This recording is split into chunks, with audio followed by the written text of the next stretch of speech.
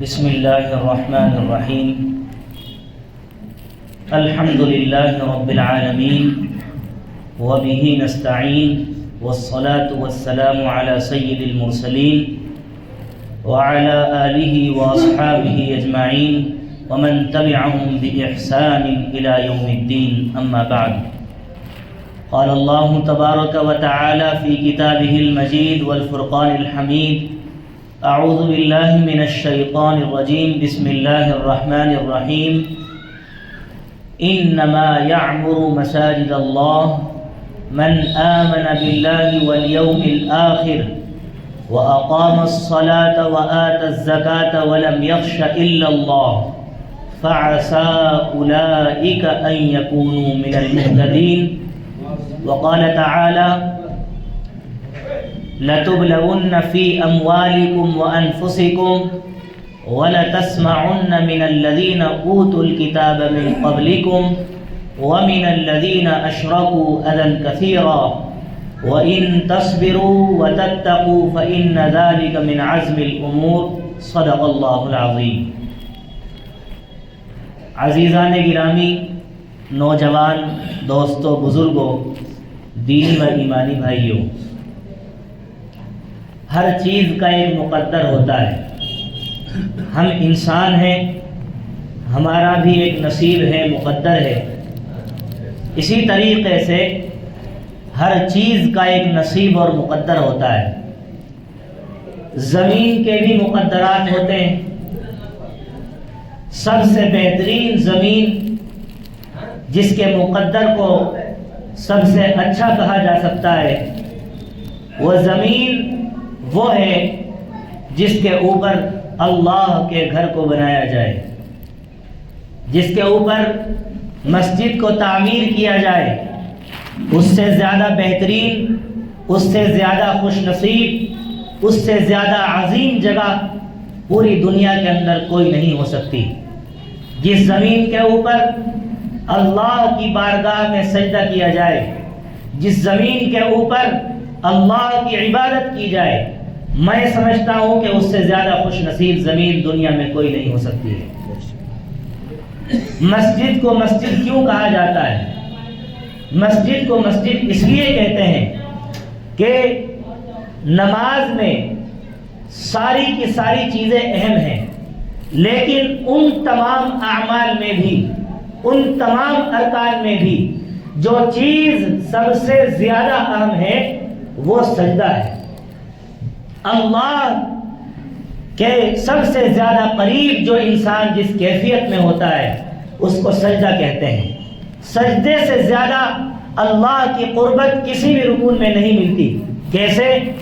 انسان تکبیر تحریمہ کہہ کر اپنے آپ کو اللہ کے سامنے سرنڈر کرتا ہے، حوالے کرتا ہے، اس کے بعد وہ اپنی مرضی سے کہیں دیکھ نہیں سکتا، وہ اپنی مرضی سے کچھ سن نہیں سکتا، وہ کچھ بھی نہیں کر سکتا، مکمل طور پر اللہ کے حوالے ہو جاتا ہے۔ یہاں تک کہ جب کوئی مسلمان چھینکتا ہے اور الحمدللہ کہتا ہے تو جواب میں یرحمک اللہ کہنا چاہیے، لیکن جب آپ تکبیر تحریمہ کہہ کر ہاتھ باندھ چکے ہیں تو اب آپ کو یرحمک اللہ کہنے کی بھی اجازت نہیں ہے۔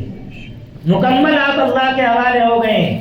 اس کے بعد آدمی رکوع کرتا ہے، کسی کے سامنے جھکنا یہ بہت بڑی بات ہے، لیکن چونکہ ہم مانتے ہیں کہ ہمارا پروردگار، پالنہار، ہمارا خالق و مالک، ہمارا رازق، ہر کچھ ساری چیزیں جو کچھ ہو سکتی ہیں وہ اللہ کی ذات ہے، اس لیے ہم رکوع کرنے میں کوئی پس و پیش نہیں رکھتے۔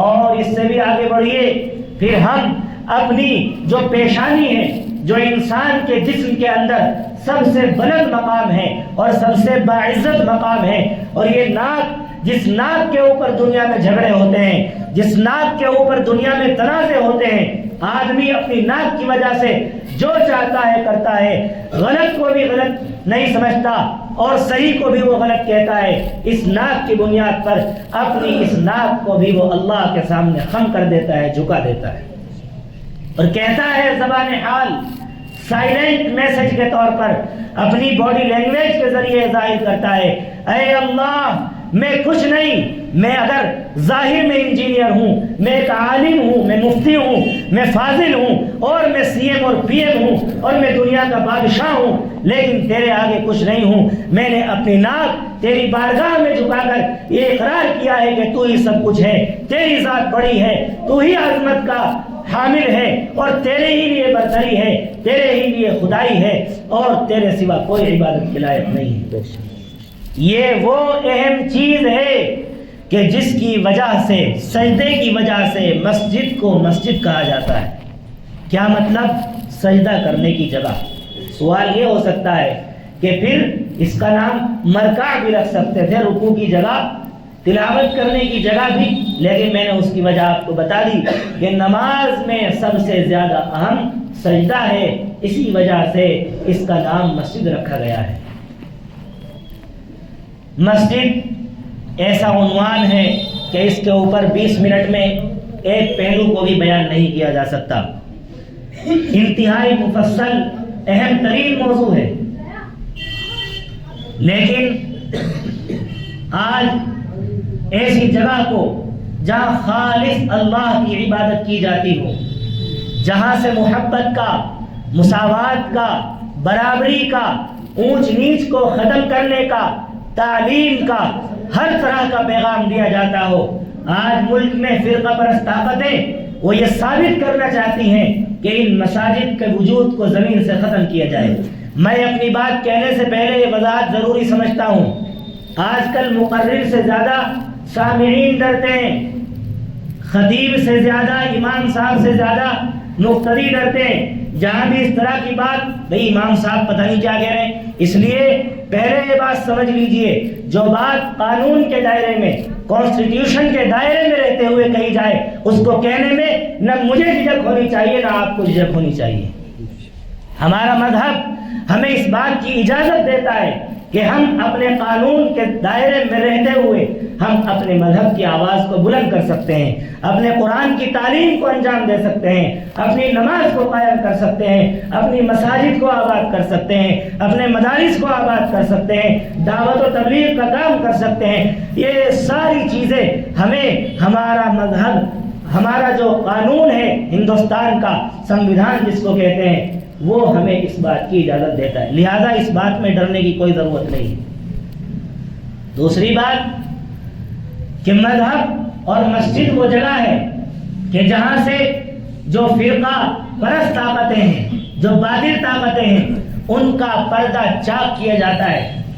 میں نے اس موضوع کا انتخاب اس لیے کیا ہے، اگرچہ میرا آج پہلا جمعہ ہے اس مسجد میں، کہ ہمارے بہت سارے مسلمان بھائی وہ چونکہ علم کی کمی رکھتے ہیں، یہ بات ماننی پڑے گی کہ سچر کمیٹی کی رپورٹ کے مطابق ہم مسلمان جو اپنے آپ کو دنیاوی چیزوں میں اپنی آن بان شان پیش کرتے رہتے ہیں، لیکن سچر کمیٹی کی رپورٹ کے مطابق ہم دوسرے جو بہت نچلی جاتی سمجھی جاتی ہیں، ہم ان سے بھی زیادہ تعلیم کے میدان میں گرے ہوئے ہیں۔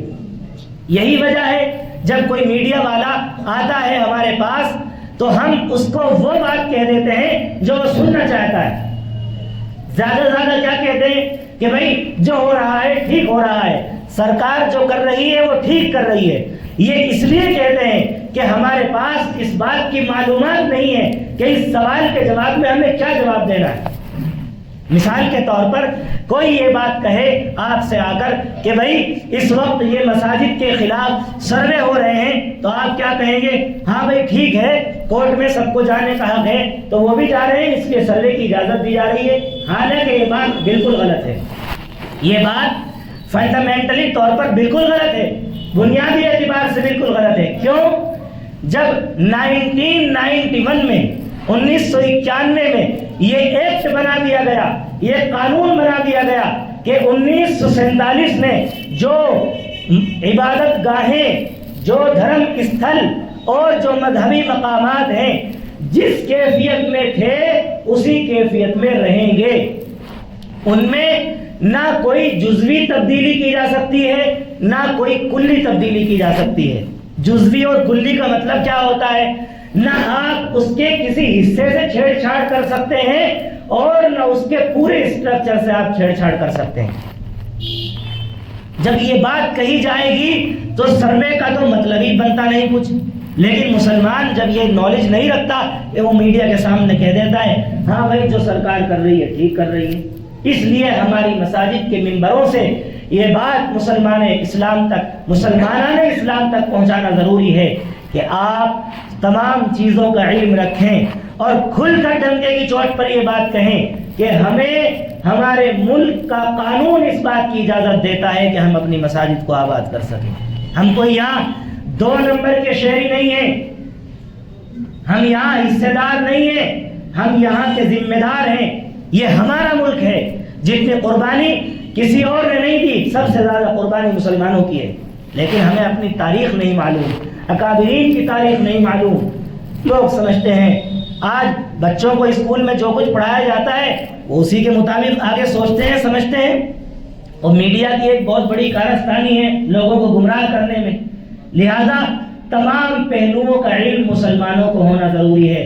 آپ کی ذمہ داری صرف اتنی نہیں ہے کہ آپ مسجد میں آئیں اور نماز پڑھ کر چلے جائیں اور اپنے کھانے کمانے میں مشغول ہو جائیں. ہرگز نہیں. ملت کی طرف سے فرض کفایہ کے طور پر یہ ذمہ داری مسلمانوں پر عائد ہوتی ہے کہ وہ اپنے ملک و ملت کی تمام مساجد کی حفاظت کے لیے ہر وقت تیار رہیں. آپ یہ بات مانتے ہیں یا نہیں مانتے مجھے بتائیے کہ اگر ہندوستان کے آخری حصے میں کسی مسلمان کے کوئی کانٹا چبھتا ہے تو وہ یہاں گامڑی روڈ پر جو مسجد عزیزیہ ہے وہاں بھی اس مسلمان کو تکلیف ہونی چاہیے نہیں ہونی چاہیے؟ بتائیے مجھے. اگر منی پور کے اندر اور ہندوستان کے کسی بھی علاقے میں کسی مسلمان کو ایک کانٹا چبھتا ہے اور تکلیف ہوتی ہے تو یہاں دہلی میں رہنے والے مسلمانوں کو بھی اس تکلیف کا احساس ہونا چاہیے. سنبھل میں مسلمانوں کو شہید کیا گیا, اگر وہاں ہو رہا ہے تو یہ مسلمان غافل نہ رہے, یہ مسلمان غافل نہ رہے. یہ نہ سوچیں ہم تو یہاں بہترین ہیں, مالدار ہیں, ہمیں کون کیا کر سکتا ہے. سب اسی خام خیالی میں رہتے ہیں. جب 2020 کا دنگا ہوا کسی کو کچھ نہیں پتا تھا, لیکن بتائیے اس سے کوئی بچ سکا؟ سب کو اس کا سامنا کرنا پڑا ہے. لہذا آج مسلمانوں کی ایک بہت بڑی دقت یہ ہے کہ وہ اپنے آپ کو سیف سمجھتا ہے. وہ سمجھتا ہے ہو رہا ہے جہاں ہونے دو, ہمیں کیا دقت ہے, ہمارے پاس تو اپنا کاروبار ہے, ہماری تو فلا جگہ جان پہچان ہے. میرے بھائی, کسی شاعر نے کہا تھا لگے گی آگ تو آئیں گے گھر کئی زد میں, یہاں پہ صرف ہمارا مکان تھوڑی ہے. آپ اس شعر کو جہاں چاہیں امپلیمنٹ کر سکتے ہیں, فکس کر سکتے ہیں, لیکن یہ ایک مسلمان کی حیثیت سے بھی سمجھنا چاہیے. اگر کہیں کسی مسلمان کو تکلیف ہوتی ہے, آج کسی مسجد کے خلاف کوئی آواز بلند کی جا رہی ہے, تو امید ہے وہ کل ہمارے خلاف بھی آواز بلند ہو سکتی ہے اگر ہم نے اس کی حفاظت کا انتظام نہیں کیا. لہذا میرے بھائی, یہ حالات ہمارے لیے کوئی نئے نہیں ہیں. ان حالات سے گھبرانے کی ضرورت نہیں ہے. آج مسلمان ڈر اور خوف کے ماحول میں جی رہا ہے. کوئی بات کہنے سے پہلے وہ ڈر رہا ہے, وہ سوچتا ہے مجھ پر یہ حالات آ جائیں گے. میں کہتا ہوں 2024 میں جو کچھ حالات ہو رہے ہیں یہ نبی پاک علیہ الصلوۃ والسلام اور صحابہ کرام کے ساتھ جو حالات پیش آئے تھے ان کا 1% بھی نہیں ہے. جتنی موب لنچنگ ہو رہی ہیں, مسلمانوں کو پکڑ کر مار دیا جا رہا ہے, یا اور جو کچھ ہو سکتا ہے ہو رہا ہے, یہ صحابہ کرام پر جو ظلم و ستم کے پہاڑ توڑے گئے ہیں ان کا 1% بھی نہیں ہے. یہ بات مانتے ہیں نہیں مانتے؟ ہاں, ہمارا ایمان تو اتنا کمزور ہے کہ اگر وہ ظلم ہونے لگے جو صحابہ کرام کے ساتھ ہوا, ہم اپنے مذہب کو چھوڑ دیں گے. نعوذ باللہ. ہو رہا ہے ایسا. یہ ظلم کچھ نہیں ہے. دنیا نے بڑے بڑے ظلم دیکھے. تاتاریوں کا ظلم ہے, ہٹلر کا ظلم ہے, 6 ملین یہودیوں کو اس نے قتل کیا ہے. پڑھیے تاریخ, تھوڑا سا اپنے اوقات میں سے پڑھنے لکھنے کے لیے بھی وقت نکالنا چاہیے, پتہ کرنا چاہیے. جب ہم تاریخ پڑھیں گے اور آج کے وقت سے اس کو کمپیئر کریں گے, موازنہ کریں گے, تو پھر ہمیں ہمت ملے گی. تاریخ پڑھنے سے آدمی کو موٹیویٹ ہوتا ہے, وہ اس کو ہمت ملتی ہے. وہ سمجھتا ہے کہ ہاں اللہ کا آج بھی ہم پر بہت بڑا فضل و کرم ہے. میرے بھائی, میں یہاں بیٹھ کر گفتگو کر رہا ہوں تو یہ آج بھی بہت بڑی بات ہے کہ ہم جو چاہتے ہیں کہہ سکتے ہیں. اگرچہ ساری باتیں ہیں حکومت کی اور سپریم کورٹ کی اور جو تمام عدالتیں ہیں، سب کے رویے، سب کے کردار ہمارے سامنے ہیں، لیکن اس کے باوجود بھی ابھی وہ حالات پیدا نہیں ہوئے جو حالات صحابہ کرام رضوان اللہ علیہم اجمعین کے ساتھ تھے۔ یہ بات میں صحیح کہہ رہا ہوں یا غلط کہہ رہا ہوں؟ یہ بات بالکل درست ہے، اس میں کوئی انکار نہیں کر سکتا۔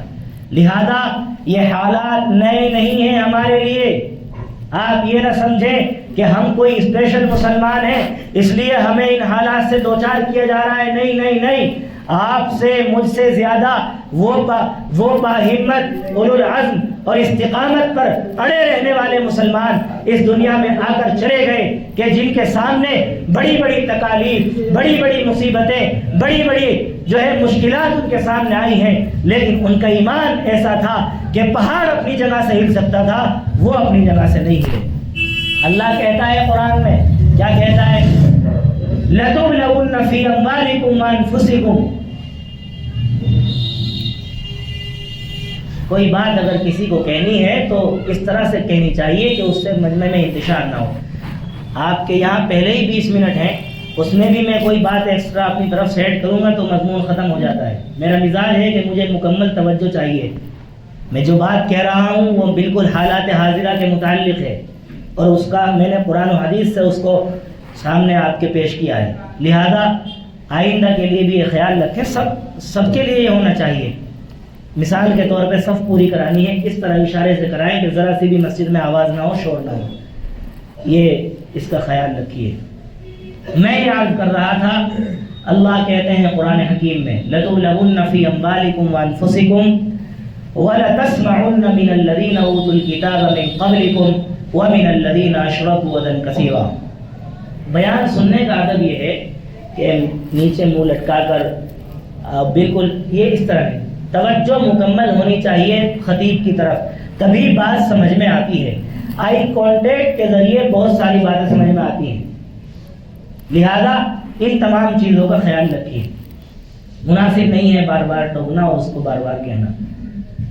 اللہ تعالیٰ قرآن میں کہتے ہیں تمہیں ضرور بالضرور آزمایا جائے گا۔ یہ آیت نازل ہوئی آج سے 1400 سال پہلے، لیکن یہ آیت قیامت تک آنے والے تمام مسلمانوں کے لیے ہے۔ ہر مسلمان کو آزمایا جائے گا، کس میں؟ تمہارے مالوں میں بھی اور تمہاری جان میں بھی اور ہر چیز میں۔ اس کی آیت ایک تفصیل دوسرے پارے میں بھی ہے، لیکن وقت چونکہ تقریباً مکمل ہو گیا ہے اس لیے میں اس کا صرف ترجمہ کر کے بات ختم کر رہا ہوں۔ اور صرف آزمایا نہیں جائے گا بلکہ وَلَتَسْمَعُنَّ مِنَ الَّذِينَ أُوتُوا الْكِتَابَ مِنْ قَبْلِكُمْ، جو اہل کتاب ہیں، جو یہودی ہیں اور نصارہ ہیں، کرسچن ہیں، اور اس کے علاوہ وَمِنَ الَّذِينَ أَشْرَكُوا، اور جو مشرکین ہیں اور کفار ہیں، ان کی طرف سے تمہیں ایسی ایسی تکلیف دہ بات سننے کو ملے گی، اور صرف باتیں نہیں بلکہ عملی طور پر، پریکٹیکلی طور پر ان کی طرف سے مظاہرہ کیا جائے گا، ضرور بالضرور۔ وَإِن تَصْبِرُوا، اب یہ تو ایک آدھا حصہ ہو گیا آیت کا کہ ہمیں تکلیف بھی اٹھانی پڑے گی جب آپ مسلمان ہیں اور آپ کے شناختی کارڈ پر، آئیڈینٹی کارڈ پر لکھا ہوا ہے لا الہ الا اللہ محمد رسول اللہ صلی اللہ علیہ وسلم، تو اب تکلیف اٹھانے کے لیے تیار ہو جائیے، اللہ نے کہہ دیا۔ لیکن ساتھ ساتھ کیا فرمایا؟ وَإِن تَصْبِرُوا وَتَتَّقُوا فَإِنَّ ذَلِكَ مِنْ عَزْمِ الْأُمُورِ، اگر صبر کرو گے اور تقوی اختیار کرو گے تو یہ بہت ہمت کے کام ہیں۔ صبر کسے کہتے ہیں؟ صبر کہتے ہیں اللہ کی تعلیمات پر عمل کرتے ہوئے اپنے مشن پر کامیاب اور کاربند رہنا۔ صبر کی ایک دوسری تعریف یہ بھی ہے کہ آپ مناسب تدبیر اختیار کرتے ہوئے، یہ نہیں بس خالی دعا مانگ رہے ہیں، یہ نہیں، مناسب تدبیر اختیار کرتے ہوئے آپ مشن پر کامیاب رہیں۔ اور تقوی سے مراد ہے کہ اللہ کی باتوں پر عمل کریں۔ اللہ نے جن وعدوں کو کیا ہے ہم سے، جب ہم ان باتوں پر عمل کریں گے تو اللہ بھی اپنے وعدوں کو پورا کرے گا۔ ہم سب اللہ کی مدد چاہتے ہیں، وہ جو اللہ نے کہا ہے وہ کرنے کو تیار نہیں ہے، ایسے اللہ کی مدد نہیں آئے گی۔ ایک شاعر ہے، انہوں نے کہا تھا آسماں اب جلتی زمین پر نہیں آنے والا، آسماں اب جلتی زمین پر نہیں آنے والا، اب یہاں کوئی پیمبر نہیں آنے والا، آسماں اب جلتی زمین پر نہیں آنے والا، اب یہاں کوئی پیمبر نہیں آنے والا۔ پیاس کہتی ہے چلو ریت نچوڑی جائے، یعنی پانی بالکل ختم ہو چکا ہے، پیاس کہتی ہے چلو ریت نچوڑی جائے، اب ہمارے حصے میں سمندر نہیں آنے والا، اپنے کعبے کی حفاظت تمہیں خود کرنی ہے، اپنے کعبے کی حفاظت تمہیں خود کرنی ہے، اب ابابیلوں کا لشکر نہیں آنے والا۔ اس لیے یہ مسجد عزیزیہ یہ بھی ہمارے لیے ایک کعبے کی مانند ہے، وہ اسی کی برانچ ہے، اسی کی شاخ ہے۔ اپنے کعبے کی حفاظت تمہیں خود کرنی ہے، اب ابابیلوں کا لشکر نہیں آنے والا۔ اللہ سے دعا ہے اللہ ہماری تمام مساجد کی حفاظت فرمائے، اور جو لوگ اس سلسلے میں کوششیں کر رہے ہیں اللہ ان کی کوششوں کو قبول فرمائے۔ وآخر دعوانا ان الحمد للہ رب العالمین۔